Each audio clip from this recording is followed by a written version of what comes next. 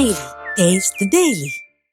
மழையை எதிர்நோக்கி களத்திலே நின்று சதிராடுவதற்கு, மக்களுக்கு துன்பம் ஏற்படாமல் பாதுகாப்பதற்கு, மக்களுக்கு தேவையான அனைத்து அத்தியாவசிய பொருட்களும் கிடைப்பதற்கு மாண்புமிகு தமிழக முதல்வர் எங்கள் உயிரினும் மேலான அன்பு தலைவர் தளபதி அவர்களும், களத்திலே நின்று மக்கள் பிணியை போக்குகின்ற மருத்துவராக இருக்கின்ற மாண்புமிகு தமிழகத்துடைய துணை முதலமைச்சர் அவர்களும் தயாராக இருக்கின்றோம். களத்திலே ஆட்சியும் கட்சியும் ஒருங்கிணைந்து கைகோர்த்து பெருமழை வெள்ளத்தை சமாளிப்போம், மக்கள் துயரை துடைப்போம். எதிர்கட்சி தலைவர் பழனிசாமி சொல்லியிருக்காரு, செங்கல்பட்டு மாவட்டத்தில் தண்ணீர் பிரச்சனை இருக்கு, அதை பற்றி கவலைப்படாம உதயநிதி ஸ்டாலின் பிறந்தநாள் மிக விமர்சையாக கொண்டாடுறாங்கன்னு சொல்லியிருக்காரு அறிக்கையில். இன்றைக்கு கூட நீங்கள் இந்த நிகழ்ச்சியை பார்த்திருப்பீர்கள்.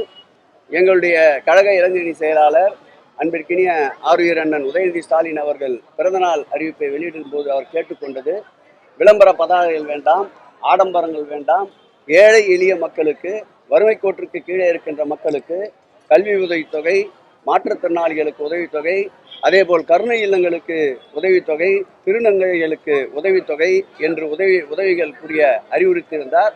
அந்த வகையில் இன்றைக்கு நடந்த திருமணம் கூட கட்டணம் இல்லாமல் ஒரு ஜோடிக்கு 1 லட்சம் ரூபாய் என்ற செலவில் 21 ஜோடிகளுக்கு இன்று வயிறார அறுசுவை உணவு படைத்து திருமணத்தை நடத்தியிருக்கின்றோம். இதை எப்படி ஆடம்பரம் என்று எடுத்துக்கொள்ள முடியும்?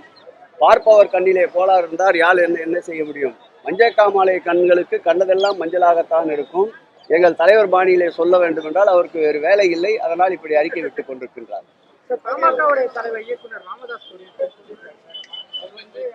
அப்படியா?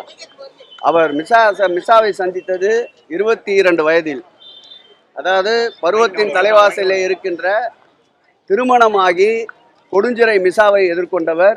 அரசியல் தெரியாதவர்ல 60 ஆண்டுகளுக்கு மேலாக பொது வாழ்க்கையிலே தன்னை இணைத்து கொண்டு அரசியலிலே அவர் கால்படாத இடமே தமிழகத்தில் இல்லை என்ற அளவிற்கு மக்களுடைய துறை துடைப்பதற்கு அல்லும் பகலும் பாடுபட்டு கொண்டிருக்கின்ற ஒரு உத்தம தலைவர் இன்றைக்கு தமிழக அரசியல் தளத்திலே இருக்கின்றார் என்றால், அதுவும் முதன்மையான தலைவர் இருக்கின்றார் என்றால், பத்திரிகை உலகம் சிறந்த முதலமைச்சர்களிலே 10ல் ஒருவராக அவரை தேர்வு செய்திருக்கிறார் என்றால், அவருடைய திறமைக்கும், அவருடைய ஆற்றலுக்கும், அவருடைய மனிதாபிமானத்திற்கும், அவருடைய எளிமைக்கும் எடுத்துக்காட்டு.